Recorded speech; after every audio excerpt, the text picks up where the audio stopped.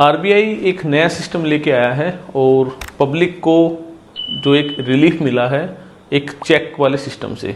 अभी तक जो आप चेक रखते थे उसको एनकैश करवाने में आपको प्रॉब्लम होती थी, टाइम लगता था, 1.5 दिन 2 दिन 1 दिन, या फिर अगर कई बार अगर वर्किंग डे ना हो तो बैंक उसको और भी टाइम ले लेता था।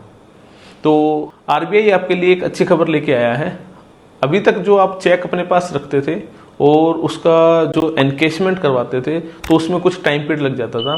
वैसे तो नॉर्मल सेटलमेंट T+1 या T+2 में हो जाती है, लेकिन कई बार कोई गस्टेड हॉलीडे है या फिर कोई छुट्टी का दिन है या फिर कोई और दूसरा एस्पेक्ट है तो उस दिन आपका चेक क्लियर हो नहीं पाता और पेमेंट आपको रिसीव नहीं हो पाती। ये प्रॉब्लम को दूर करने के लिए आरबीआई का एक नया प्रपोजल आया है जिसमें अब आपका चेक जो है वो 4 घंटे में ही क्लियर हो जाएगा। मतलब 4 घंटे के अंदर आपके अकाउंट के अंदर ही पैसे आ जाएंगे। देखिए, अभी तक इंडिया में जो चेक प्रोसेस होता ना पेमेंट के लिए, उस सिस्टम को बोलते हैं चेक ट्रंकेशन सिस्टम यानी कि CTS।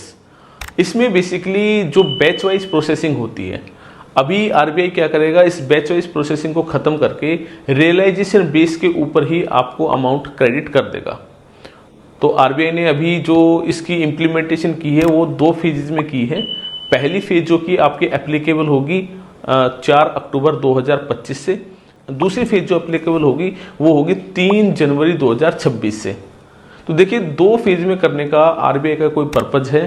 तो पहली फेज में क्या होगा कि यानी कि 4 अक्टूबर से ही अगर आपने कोई चेक बैंक में प्रेजेंट किया है तो आपके बैंक को शाम के 7 बजे तक उसका क्लियरेंस देना पड़ेगा, या तो उनको पॉजिटिव बोलना पड़ेगा या फिर उनको नेगेटिव बोलना पड़ेगा। लेट्स से आपने एसबीआई बैंक में अपना चेक दिया है और प्रेजेंट होने के लिए आपने उस चेक को दे दिया है, तो शाम के 7 बजे तक बैंक को एक कंफर्मेशन देनी पड़ेगी, या तो पॉजिटिव कंफर्मेशन होगी या वो नेगेटिव कंफर्मेशन होगी।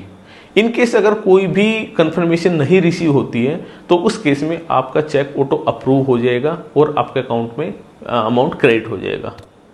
फेज 2 में इसी टाइम पीरियड को घटाकर 4 घंटे कर दिया गया है, यानी कि जैसे ही आपका चेक प्रेजेंट होता है उसके 4 घंटे के बाद ही ड्रॉई बैंक को कंफर्मेशन देना पड़ेगा, पॉजिटिव कंफर्मेशन या फिर अगेन नेगेटिव कंफर्मेशन। तो उसके बेसिस के ऊपर ही आप, अगर कोई भी कंफर्मेशन नहीं मिलती है, in that case check automatic approve हो जाएगा और आपके अकाउंट में पेमेंट रिसीव हो जाएगी। आरबीआई ने इसकी तैयारी कर ली है और सभी बैंकर को भी बोला है कि आप अपने कस्टमर को अपडेट कीजिए और उनका जो इंफ्रा है उसको भी उनको अपग्रेड और अपडेट करने के लिए बोला गया है। मेरे हिसाब से एक पॉजिटिव स्टेप है। इससे कुछ फ़ायदे होंगे, जैसे कि सबसे पहला जो होगा, आपका वर्किंग कैपिटल का जो फ्लो है वो आपका बढ़ जाएगा। लेट्स से अगर किसी के अकाउंट में 2 दिन बाद पेमेंट आनी थी तो उसके अकाउंट में 1 दिन पहले ही पेमेंट आ जाएगी। दूसरा, कई बार आपके चेक जो है खोने का डर होता है बैंक किसी के द्वारा, तो इंस्टेंट अगर चेक क्लियर हो जाता है तो उसके मिस होने के चांसेस भी थोड़े कम हो जाते हैं। हालांकि इसके साथ साथ कई लिमिटेशंस भी हैं, जैसे हमें अपना इंफ्रास्ट्रक्चर भी देखना पड़ेगा, क्योंकि बहुत सारे गांव तक या फिर दूर दराज के जो एरिया हैं वहां तक ये इंफ्रास्ट्रक्चर प्रॉपर रेडी हो पाएगा या नहीं हो पाएगा, वो भी एक देखने का विषय है। दूसरा, सिस्टम इसको कितना अडॉप्ट करता है वो भी हमें देखने का।